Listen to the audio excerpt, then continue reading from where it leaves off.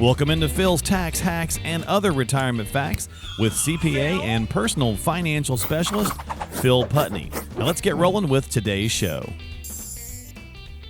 Hey everybody, back for another edition of Phil's Tax Hacks and Other Retirement Facts. Thanks for tuning into the podcast. Whether you're on Apple, Google, Spotify, iHeart, Stitcher, YouTube, whatever platform you use, we certainly appreciate your time. If you haven't done so, make sure you hit that subscribe button on whichever one you like to use, or multiple ones, depending on what you're doing. And we appreciate your time as we talk about investing, finance, and retirement. And Phil, we're going to talk about planning for things we cannot predict, which is about everything in the world nowadays. That's right. So, you doing all right? I'm doing really good. Yeah. We probably couldn't. I imagine that. A lot of people couldn't have predicted that Stafford would go to the Super Bowl with another team.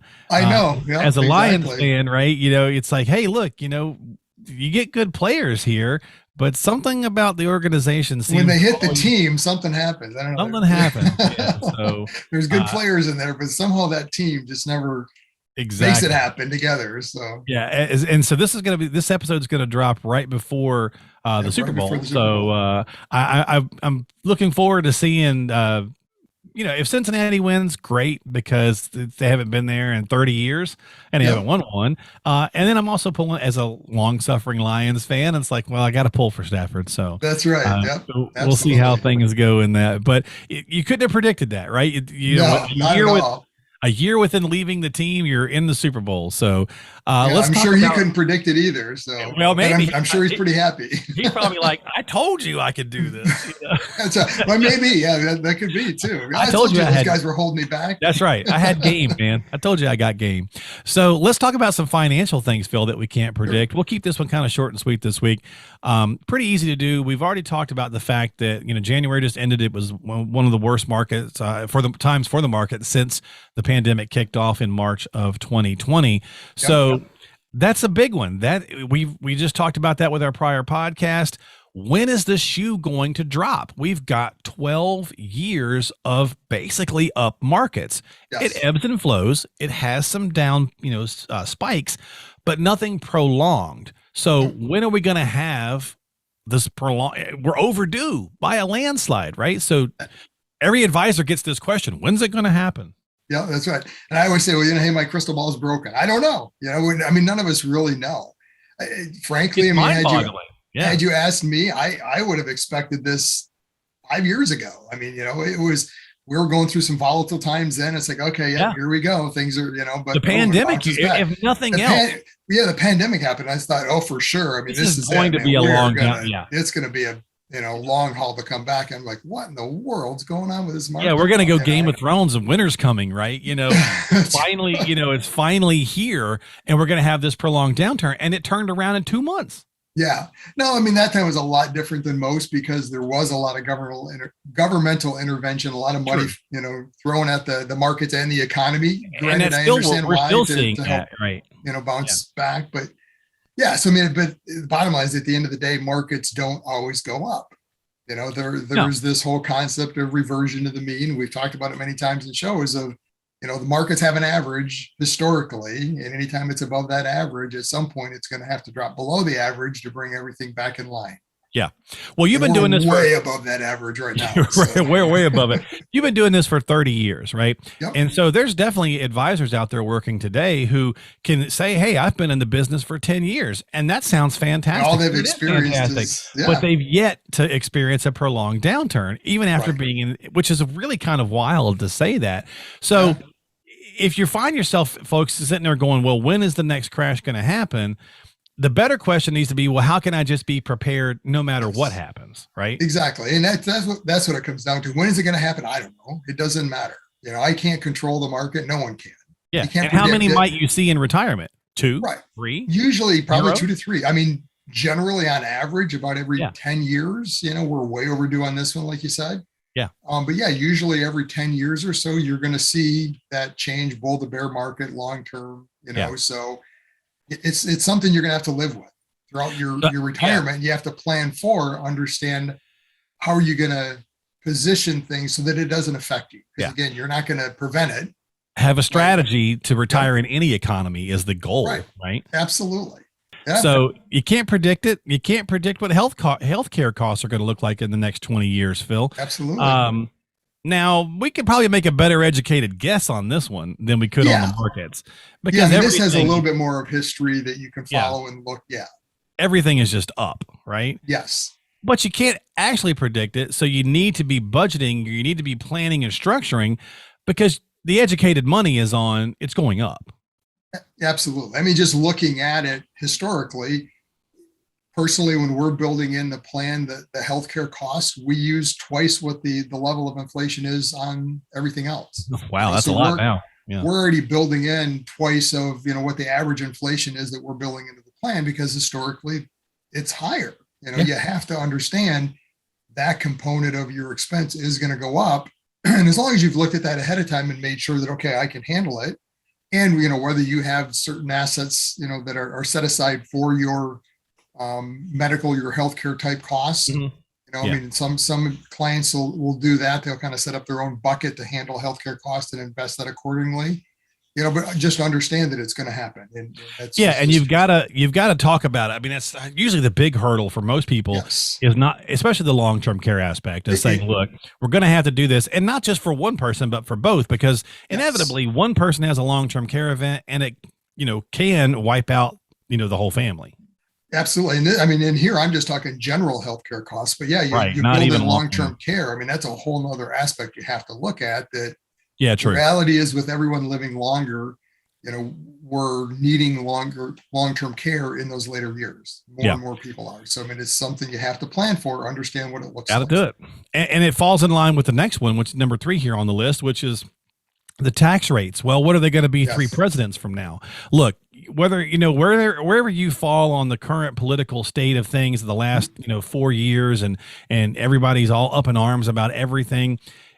If you're walking into retirement in 19 or in 20 or in 22, you're going to probably see 2, 3, if you're lucky, God willing, right? 4 presidents, right? I mean, you're going to live through different administrations, and they're going to all do different things. So how do you can't predict what tax rates are going to do, but again, maybe the smart money, much like healthcare, Phil, is on the fact that just look at the debt, look at inflation, and go, it's got to go up. Right. Yeah. And I mean, again, you have to understand what goes into that decision. Personally, again, when we're planning for that, we're looking at what the law is today.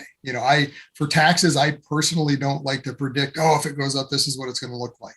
Okay. We plan on, if the rates structurally stay as they are, we know that in 2026, they're jumping back to what they used to. So we already know there's going to be an increase. Right. If all that happens, what does it look like?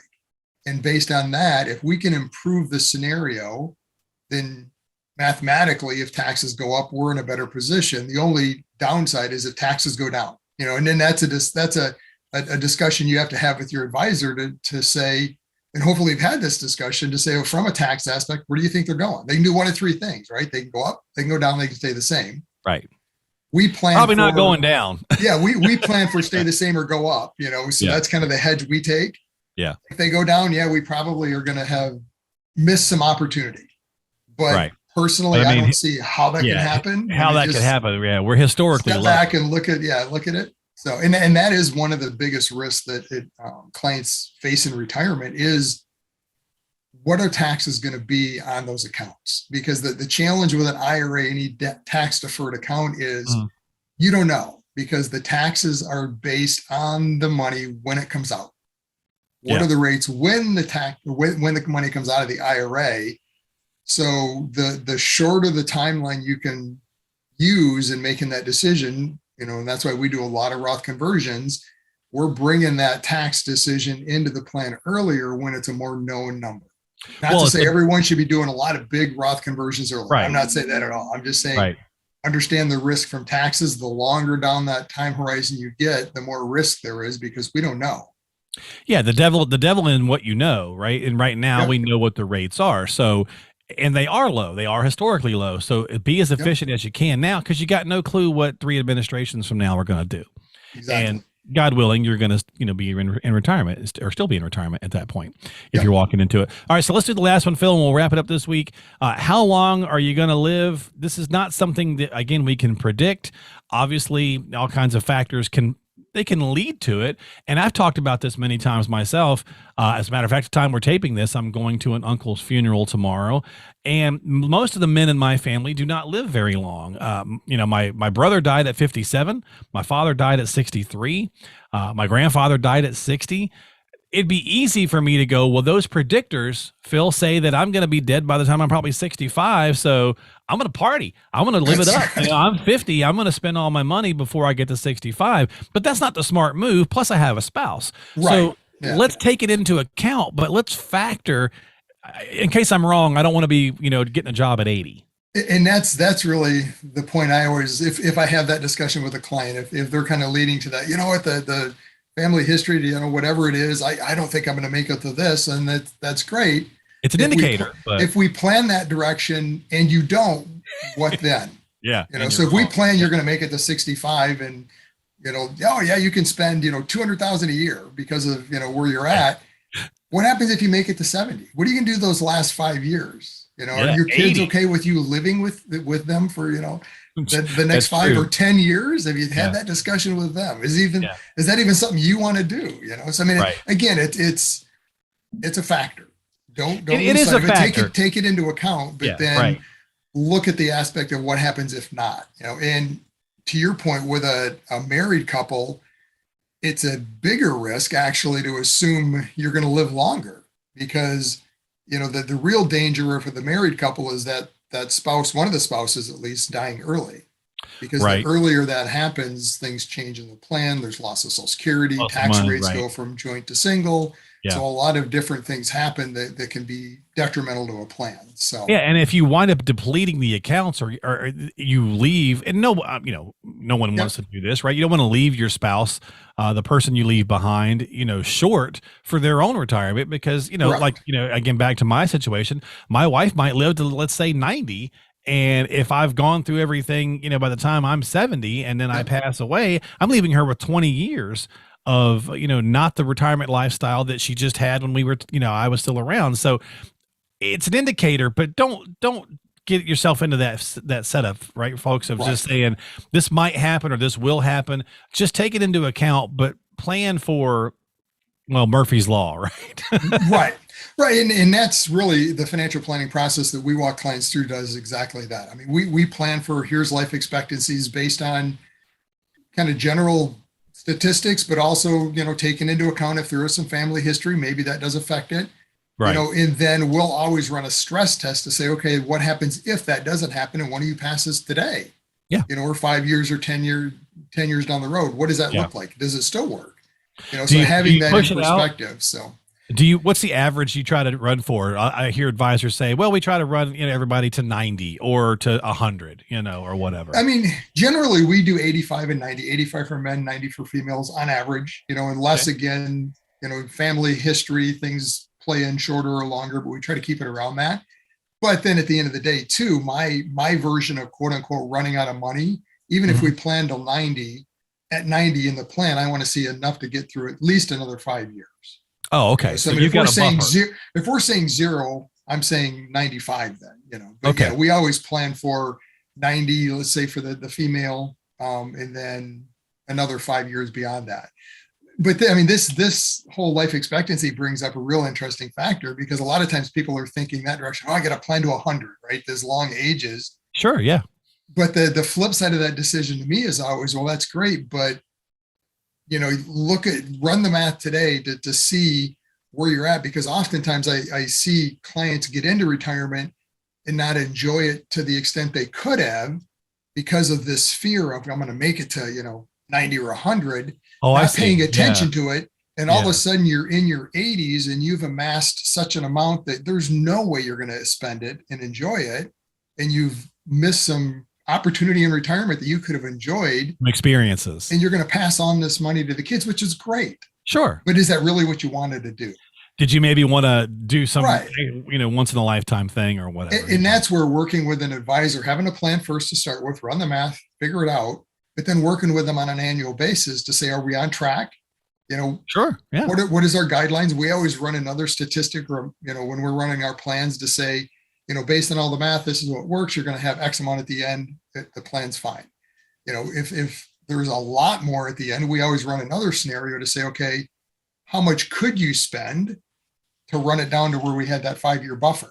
Yeah. You know, so you have another 20,000 a year you could spend. I call it the guardrail, right? Here's the guardrail. I mean, if we're hitting that every single year, you're bumping against that throughout retirement. We don't want to do that either. Yeah, true. But it gives some perspective to say, hey, we plan on this. You can spend an extra 5, 10, 20, whatever it is a year, and things are still good. But then you've got to monitor it long-term going forward. Yeah. And think about it this way as well, too, folks. So, you know, you've got the plan set up and you go into retirement, and 5 years into retirement, something changes, like a pandemic or like whatever. Yeah. And you just say, you know what, I want to do something different. I thought I was good with this, but I really want to go live a little bit more. I really want to, get out of my, we've been locked down, right? We've been not traveling as much. Maybe 3 years from now, you're like, hey, everything's better. Everything's really good. I want to make up ground for the time that we spent the last 5 years not doing a lot, right? So you kind of have to be willing to see that, setting this stuff in stone or trying to predict it doesn't work. You got to ebb and flow. You got to have a strategy, but you got to be willing to let that strategy morph and change. Yep. And that's the point where the plan is the plan just maps it out to see, does it work? How do we tweak and make everything work the best we can based on what we know today? And then start walking down that path, looking at the plan every year. What's changed, to your point, personally, in the world? Our taxes, do we have a change in administration? Has something changed where it doesn't matter, debt's so high that we've had to raise tax? I mean, what does it look like? Does the tax structure change? What are markets doing? I mean, there's a lot of things you have to build in and understand. Do we need to make now some changes in our plan based on all those factors? So it's not a set it and forget it. And it's not, it's not just a little, simple thing, right? It can be, you can get a plan put together and get it explained to you in a very simple way, but there's a lot of complexities that roll into it. So do yourself a favor, make sure you're talking with an advisor, talk with a professional, somebody like Phil, who's been doing this for 30 plus years, a great resource for you to tap into. He is a CPA and a personal financial specialist. As always, make sure you reach out to him. If you got any questions, you can find all the information in the show notes. You can subscribe to us on whatever platform you like to use, Apple, Google, Spotify, iHeart, Stitcher, YouTube, and you can find all that information again at philstaxhacks.com. That's philstaxhacks.com. So don't get so much worried about trying to predict the future. Just have a plan. Phil, thanks for hanging out, buddy. I appreciate you. Thanks, Mark. Yeah, you too. You have a great day, and we'll see you next time here on Phil's Tax Hacks and other retirement facts. Investment advisory services offered through AFS Wealth Management. The content of this program is provided for informational purposes only and is not a solicitation or recommendation of any investment strategy. Investments and/or investment strategies involve risk, including the possible loss of principal. There is no assurance that any investment strategy will achieve its objectives.